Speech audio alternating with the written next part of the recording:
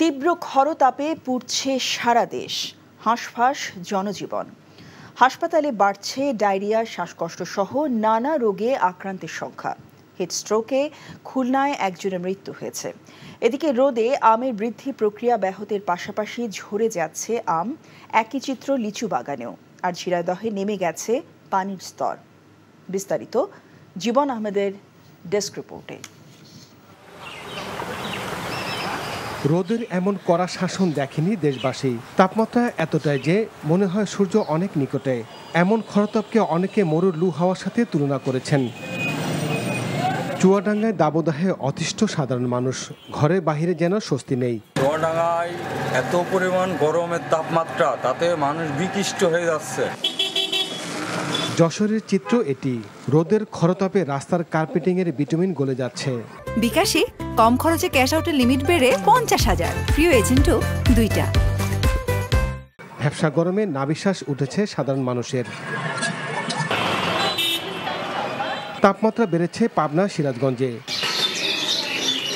রাজশাহীতে তীব্র দাবদাহ অব্যাহত রয়েছে। এতে শ্রমজীবী ও নিম্ন আয়ের মানুষেরা চরম ভোগান্তিতে পড়েছেন। রাজশাহী মেডিকেল কলেজ হাসপাতালে বাড়ছে রোগীর সংখ্যা। গরমের আবহাওয়ার কারণে পাতলা পায়খানার বমি বাচ্চা। কয়েকদিনে টানা তাপ প্রবাহে পুড়ছে মোংলা উপকূল। এ তাপ প্রবাহে পানি অস্বাভাবিক গরম হয়ে ওঠায় মরতে শুরু করেছে ঘেরে বাগদা চিংড়ি। দাবদাহের কারণে ঝিনাইদহের পানির স্তর নিচে নেমে গিয়েছে। সুপিয়া পানির সংকট দেখা দিয়েছে। সেই সাথে কৃষকরা ঠিকমতো সেচ দিতে পারছেন না।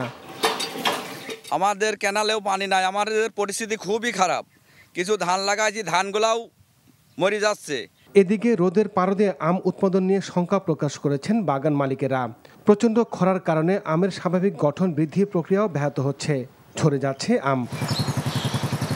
গত বছরে চাঁপাইনবাবগঞ্জের 5 উপজেলায় আমের শতভাগ মুকুল এসেছিল। সেখানে এবছর মুকুল এসেছে 70 থেকে 75 ভাগ। চাষিদের লক্ষ্য পূরণ হয়নি বা স্বপ্ন পূরণ হয়নি। সাথেই দীর্ঘমেয়াদী তাপদাহ হলে কিন্তু আমাদের স্বপ্নটা আরও মলিন হয়ে যাবে, আমরা ক্ষতিগ্রস্ত হব।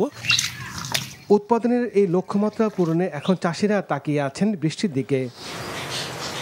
জীবন আহমেদ, এনটিভি নিউজ ডেস্ক। বিকাশে কম খরচে ক্যাশ আউটের লিমিট বেড়ে 50,000, প্রিয় এজেন্টও 2টা।